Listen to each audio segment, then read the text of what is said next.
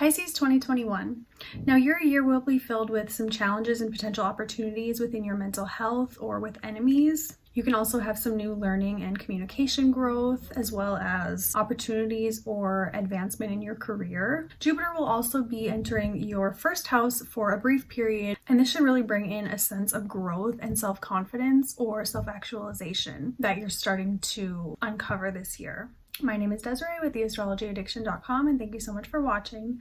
So today's video is specifically for Pisces rising, but you can listen to this for Pisces moon or Pisces sun as well. I practice traditional Hellenistic astrology, and my goal is to help you find purpose and understanding through the cosmos. If you are interested in booking a reading with me, my link is in the description box. Please also leave your feedback below for how 2020 has affected you as a Pisces and what your goals or ambitions are for 2021. Now stay tuned until the end of the video, where I'll be discussing the Saturn and Jupiter conjunction, the great conjunction that happened in your 12th house, December 2020. Now the first transit that we have is January 6th today, which is Mars ingressing into Taurus.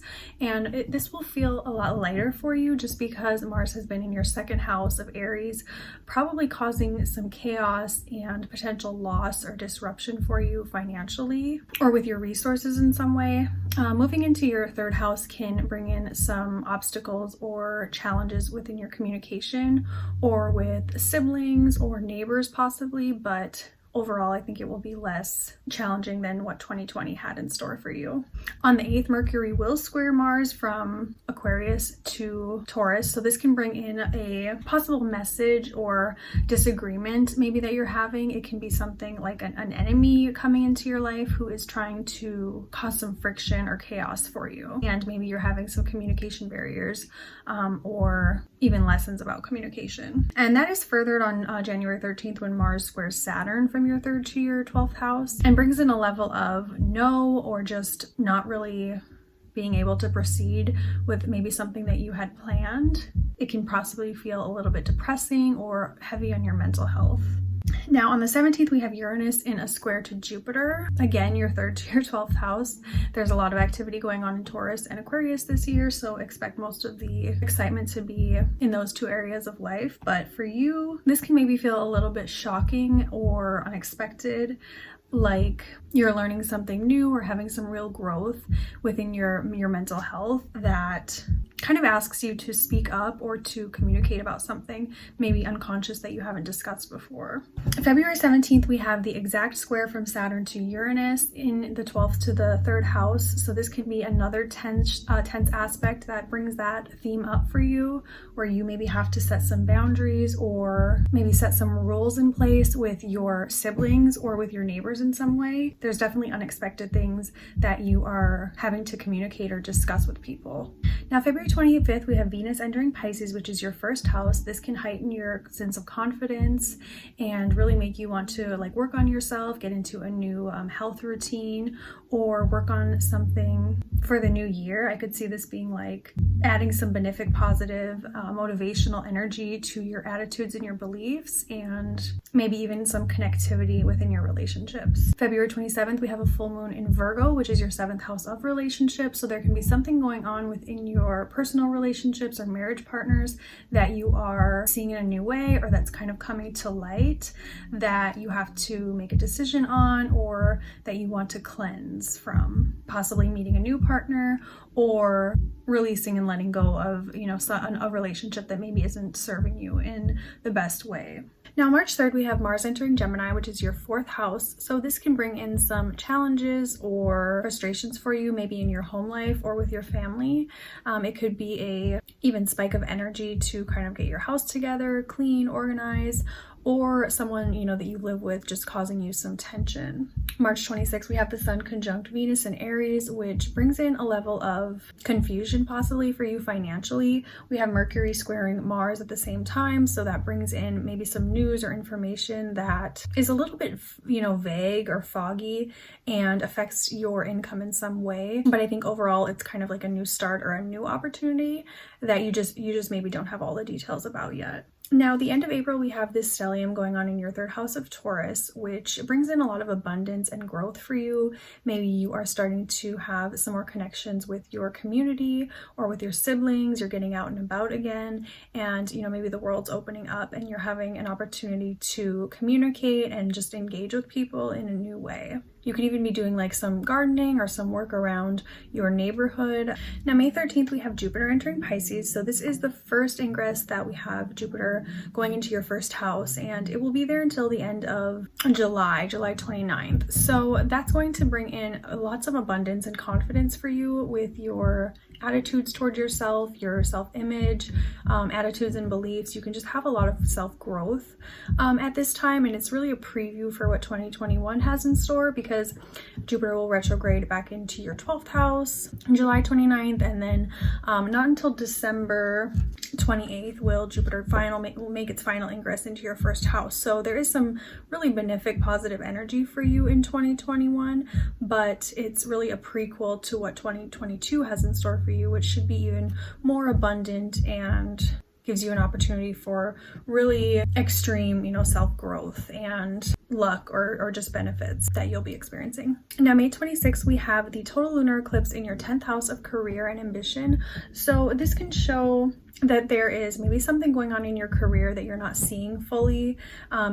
Something is obscure or just a little bit confusing for you career-wise. Something possibly that you thought you had clarity on. You're having to really go back and maybe take a second look at it or reevaluate your current career situation. Now, June 10th, we have the solar eclipse in Gemini conjunct the North Node. So this shows maybe a switch to more home life focus, from that career area. Maybe you are working on something in the home or starting to work from home, or there's just an opportunity for you to grow and learn in your home space in a new way. June 14th, we have the square from Saturn to Uranus in Taurus. So again, that 12th to 3rd house is bringing up some tension. So there is something that you have to communicate or discuss that you are healing from, or maybe, speaking up about your mental health in some way, to maybe set boundaries with people or with, people who are overstepping in your life or causing you pain and mental struggles. Now, July 21st, we have Venus entering Virgo, which is your 7th house of relationships and marriage or business partnerships. So you can be maybe meeting a new connection or having some connective, positive energy going on in your area of relationships. July 24th, we have a full moon in Aquarius, your 12th house. So this can be a healing or emotional culmination energy for you, where you are just understanding your unconscious and, your mental state on a deeper level. Maybe even realizing like some enemies in your life that you thought were friends, or that you thought, you were getting along with, and just kind of seeing things more clear. Now, July 29th, Mars enters Virgo, your 7th house. So there can be some hot, passionate, exciting energy going on for you within your relationships or love partnerships. Possibly even new, business relationships that are starting to have more excitement and activity. Now, August 11th, we have Mercury entering Virgo, so there can be new messages or someone new coming into your relationship life that is possibly bringing about some peace or harmony or clarity for you even. Venus will be moving into your 8th house of Libra, and overall, I think just tense things that might have been building up can start to feel like they are, becoming more clear. You're having more peace in your life, and overall maybe feeling just a little more harmonious in your relationships and your mental health. September 6th, we have the new moon in Virgo, so there is a new relationship or business partnership that can be happening for you, or a new idea or thought that you're starting to have about a relationship that is already started. Venus is trine to Jupiter on September 7th, so this can bring in some peace of mind for you and mental clarity, or maybe feeling like some of the tension that was building up within your mental health is starting to just subside a little bit. September 20th, we have a Pisces full moon in your 1st house, so this is something that you're ready to cleanse and let go of, like negative thought patterns, maybe about yourself or about your health or your attitudes and beliefs in some way. Now, November 19th, we have the partial lunar eclipse in Taurus, which is your 3rd house. So this highlights that area of communication for you.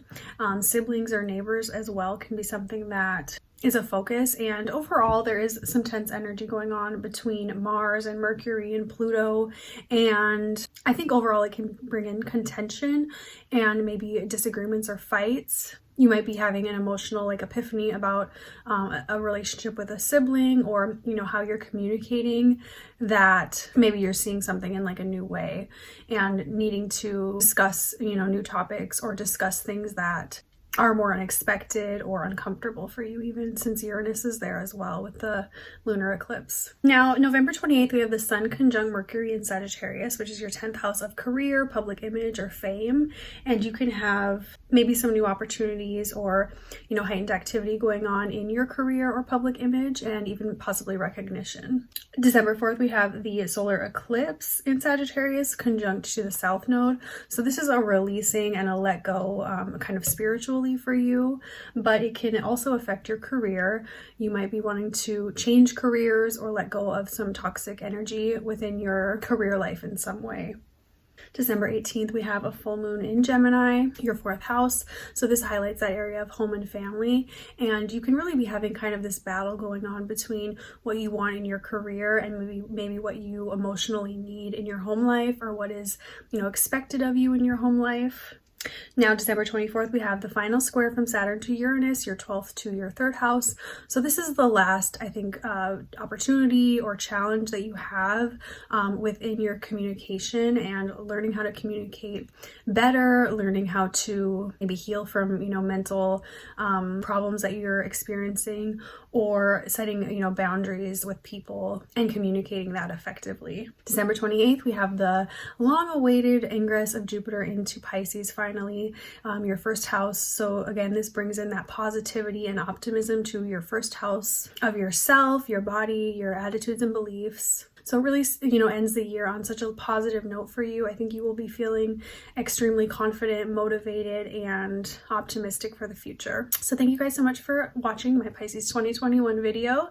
If you're interested in booking a reading with me, my link is in the description box. Now on the screen, I have the Jupiter and Saturn conjunction, the Great Conjunction, which took place December 2020 in your 12th house of Aquarius. So take a look at that to find out how that can be affecting you or the collective, and let me know your feedback below. Have a great day. Bye.